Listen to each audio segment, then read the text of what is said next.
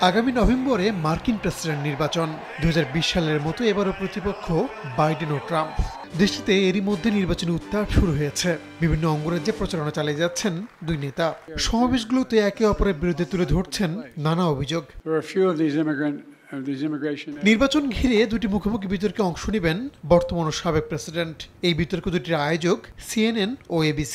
স্থানীয় সময় বৃহস্পতিবার রাতে CNN এর আটলান্টা স্টুডিওতে প্রথম বিতর্ক অনুষ্ঠিত হবে, আর দ্বিতীয়টি হবে আগামী 10 সেপ্টেম্বর। 4 বছর পর প্রথমবারের মতো মুখোমুখি বিতর্কের মঞ্চে উঠবেন তারা।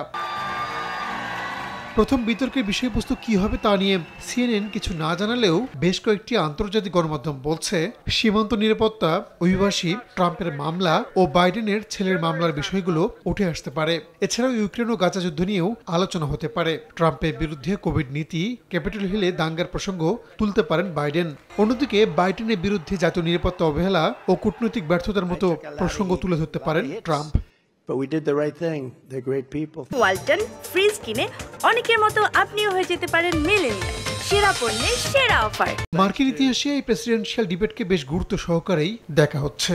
90 মিনিটের এই বিতর্ক দেখতে মুখিয়ে আছেন মার্কিন নাগরিকরা।